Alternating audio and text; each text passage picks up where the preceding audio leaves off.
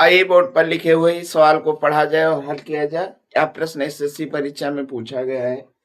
200 metre और 325 metre लंबी रेलगाड़ियां समानांतर पटरियों पर क्रमशः 78 किलोमीटर प्रति घंटा और 60 किलोमीटर प्रति घंटा की चाल से चल रही हैं।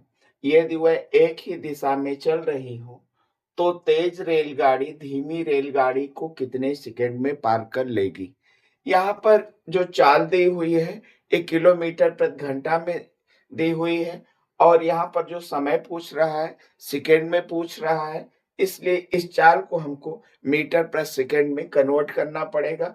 दूसरी बात यहाँ पर जानने योग्य है कि जब दो रेलगाड़ियां एक ही दिशा में चलती हैं तो उनकी चालें घट जाती हैं, मतलब ज्यादा चाल में से कम चाल घट जाती है। जैसा कि आप जानते हैं चाल बराबर होता है दूरी बटा समय।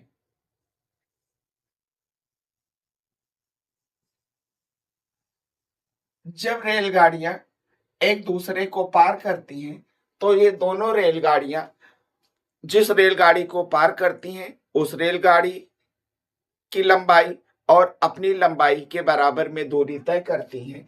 तो यहाँ पर हमने अभी आपको बताया कि दोनों रेलगाड़ियां एक ही दिशा में जा रही हैं, इसलिए इनकी चालें घट जाएंगी।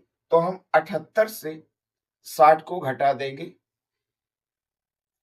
और इसको हम मीटर प्रति सेकंड में बदल देंगे। मीटर प्रति सेकंड में बदलने का फार्मूला होता है 5/18।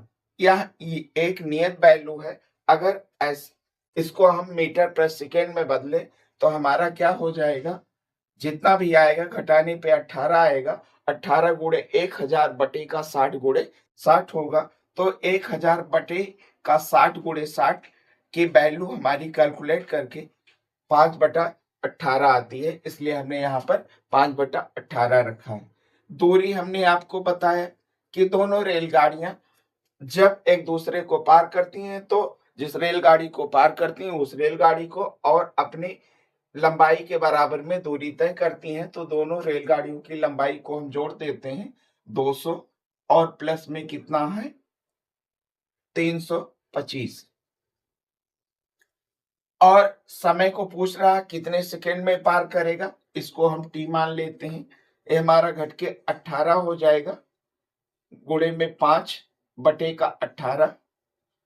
ये दोनों जुड़ के हमारा 525 हो जाएगा बटे का हमारा टी। 18 से 18 कट गया, बचा कितना, इधर 5 बचा। इसका हम 5 के नीचे 1 लिख के क्रॉस मल्टीप्लाई कर देते हैं तो हमारा 5t हो जाएगा बराबर में हमारा 525।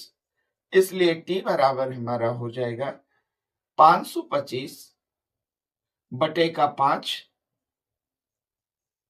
काट दिए हम, 5 एकम 5, फिर 2 संख्या उतरेगी, यहाँ 0 बढ़ेगा और बचा 25। 105 सेकंड में ज्यादा चाल वाली रेलगाड़ी कम चाल वाली गाड़ी को पार कर जाएगी। तो हम यहाँ पर 105 सेकंड आंसर लिख देते हैं। यही हमारा आंसर होगा।